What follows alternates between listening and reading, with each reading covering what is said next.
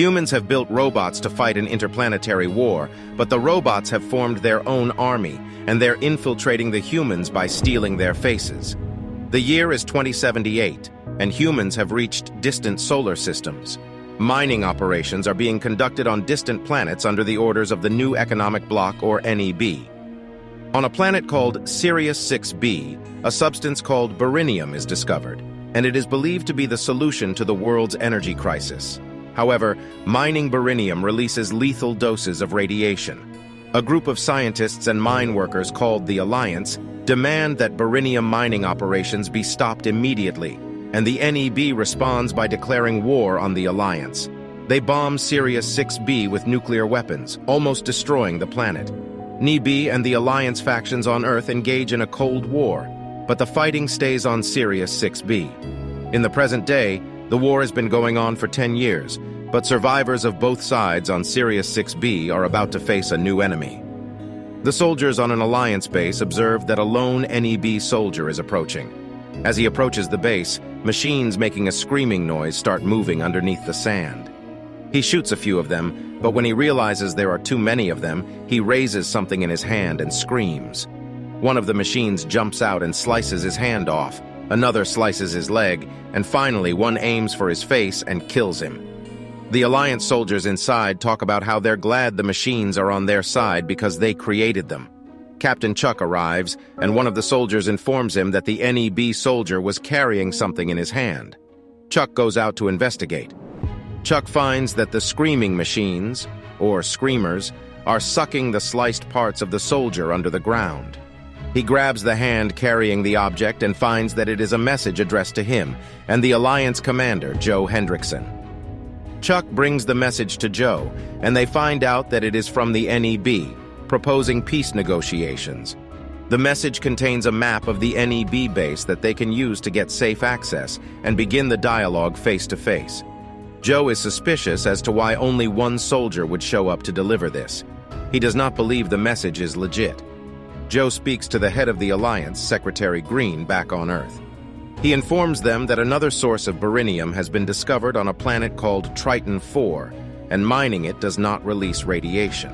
Hence, NEB wants to end the war and even resume mining contracts with the Alliance. The peace negotiations are legit. Later, Joe and Chuck discuss their lives back on Earth, and Joe says he has nothing left there. He had a wife who couldn't take being away from him for 10 years, so she moved on and remarried. Just then, they hear a loud crash outside. They go outside to find that an aircraft has crashed, and it is an Alliance aircraft carrying weapons and bombs. Joe doesn't understand, because there were no aircraft scheduled to arrive, especially not one carrying weapons. There is only one survivor in the aircraft, and a screamer heads towards him, but it is shot at the last minute by Joe. Next, Joe is examining the remains of the screamer and notices that its chip says, "Revised." The survivor, who is named Michael Jefferson, arrives to see Joe. Joe shows him the screamer and informs him that they were developed by the Alliance members on Earth in order to neutralize the war on the ground on Sirius 6b. He says that this particular screamer seems to have modified itself. Joe asks Jefferson what he is doing here, and he says he is headed toward Triton 4 to fight against the NEB. Joe is confused and says that he was informed by Secretary Green that the beryllium discovered on Triton 4 doesn't cause radiation, so there is no need for a war. Jefferson says that is impossible because Secretary Green has been dead for 2 years. Joe angrily dismisses Jefferson. He and Chuck put everything together. They figure out that the factions back on Earth have been planning to shift the war to Triton 4 for a while, and the only reason they've been getting provisions is so their families back on Earth wouldn't get angry. They haven't been allowed to go back to Earth because if they tell people about the horrors of the war here, they would demand that it end.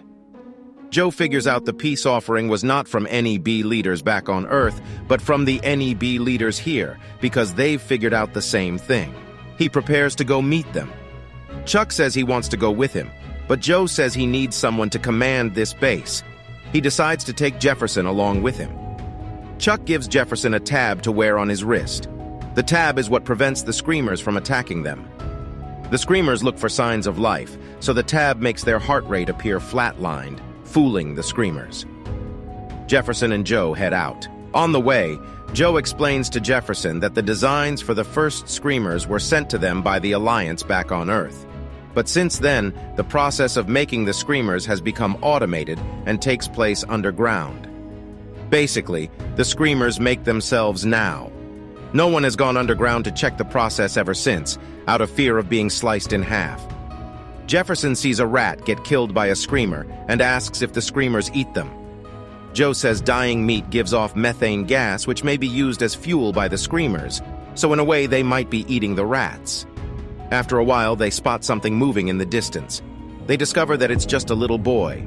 They wonder how the boy has survived in the ruins by himself, and the boy simply says he scrounges for different kinds of food.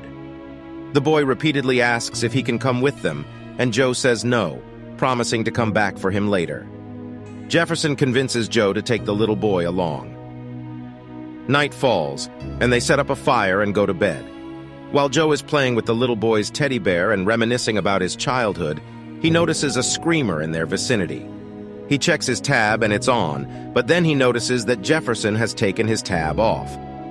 The screamer heads toward Jefferson, and Joe shoots it. He scolds Jefferson for taking his tab off, but Jefferson points out that the screamer seemed to be charging toward Joe too. Joe checks the screamer's chip and realizes that it's another upgrade. This one looks like an animal. The trio continues traveling for the next few days and finally arrive at the NEB base. The NEB soldier, Becker, analyzes the three from a distance and chooses to shoot the little boy. Joe goes to check up on the boy and finds that he is also an upgraded screamer. Joe is shocked. The boy grabs Jefferson's gun and screams, causing Jefferson to shoot him. Becker arrives alongside Ross and explains to them that the screamers are a lot smarter now. They take the form of little boys to enter bases and kill far more people than they would on the ground. They no longer side with the Alliance. They're killing everyone they can because they are hungry. Joe explains that he's here to negotiate peace with the NEB commander, and Becker takes them inside the bunker. Meanwhile, Joe tries to contact Chuck and warn him about the little boy screamer, but he can't establish communication. Inside, they meet a woman named Jessica Hansen, and Joe is taken by her beauty. She also seems interested in him. Joe tells her he wants to meet the NEB commander while admiring her beauty as she undresses for a shower. She says Commander would be in the command bunker, but that place was attacked by screamers like the little boy that came with them. Joe says if there is a chance that the commander's alive, then he wants to find him. Jessica agrees to take him to the command bunker in return for his help in going back to Earth. Joe says he can't guarantee it, but he can take her to the Alliance base where there are far more provisions, and maybe transport to Earth can be arranged. Jessica agrees to these terms. Jefferson finds a mini plutonium rocket and shows it to Joe with the intent to steal it for the Alliance. Joe tells him that nuclear weapons are what wrecked this planet in the first place, and orders him to leave it alone. All of them make their way to the command bunker. On the way, Becker keeps mocking Ross for being scared, and Ross keeps replying, "Get off my back." They arrive at the command bunker and find the whole place covered in blood. Joe deduces that the NEB commander probably didn't make it. Just then, an animal screamer arrives. Jefferson tries to protect Ross by using his tab, and it seems to work for a moment as the screamer goes away, but it then returns to attack Ross, who shoots it. Joe orders Jefferson to take everyone back. He uses the main computer in the command bunker to scan the chips of the screamers that he's collected. He finds out that the animal screamer is a Type 1, and the little boy screamer is a Type 3. He searches what is Type 2, but just then, a little boy screamer arrives, and Joe shoots it. He rushes back to join the rest of the group. Joe asks the NEB soldiers what the Type 2 screamer is, and they inform him Type 2 takes the form of soldier who yells for help. Just then, Becker realizes that Ross keeps repeating the same sentence, "Get off my back," when teased. He says that's very machine-like behavior. Without warning, he throws a knife and kills Ross because he thinks Ross is a machine. Joe takes the knife out and sees blood on it, which means that Becker was wrong. Jessica thinks that maybe Becker is the actual machine, which is why he killed Ross. She points a gun at him, but then, saner heads prevail, and they all set out toward the Alliance base. After a few days of walking, they finally arrive at the base. Joe calls Chuck and tells him to come out. but Chuck insists that Joe come inside. Joe senses something fishy and orders Chuck to come out, but Chuck keeps insisting that he come in. Joe lies that he's at the gate, and the gate opens, revealing an army of the little boy screamers. They all shoot at the screamers, but there are just too many of them. Joe tells Jefferson to hand him the mini plutonium rocket, which he knows Jefferson stole against his orders. He fires the rocket at the screamers and kills them all, knocking his own team out in the process. As the dust from the blast settles, they hear Becker screaming for help. Jefferson rushes to help him, while Joe remembers that Type 2 screamers are soldiers that yell for help. He tries to warn Jefferson, but it's too late. Becker kills Jefferson by squashing his entire ribcage. Becker targets Joe next, but Joe manages to grab a gun and shoot Becker, destroying him. Jessica asks what they will do now, and Joe says that there is a ship in the mountains that was kept as a last resort for the Alliance commander to return to Earth. They will take it and go home. Jessica asks to see Becker's chip, and without warning, Joe cuts her hand. She bleeds, and this verifies she's human. The two share a tender moment together. As they are traveling, Jessica says she cannot go on anymore. Joe tells her he has lost everything. He has no family. All he has now is Jessica. She must come with him. They arrive at a cave in the mountain that contains the ship. Jessica goes down to the ship, while Joe goes upstairs to move a crane out of the launching area. As he is moving the crane, a screamer that looks like Chuck arrives and attacks him. The screamer and Joe fight on top of the crane, while the screamer details the painful way he removed Chuck's face. Joe manages to kick the screamer off the crane, and it's destroyed by the sharp lasers on the way down. Joe arrives downstairs, and Jessica reveals that the ship only has enough provisions for one person. Joe tries to convince Jessica that she should get to go, but she adamantly refuses. Just then, a screamer that looks like Jessica arrives, and Joe realizes that this Jessica is a screamer too. The second Jessica reveals that the screamers can now bleed and cry like humans. Joe throws the first Jessica down and tries to get in the ship, but the second Jessica stops him. However, the first Jessica defends Joe. She fights against the second. After an intense fight, the second Jessica punches through the first, but then she is burnt up by the ship's pre-launch flare. Joe goes to check up on the original Jessica.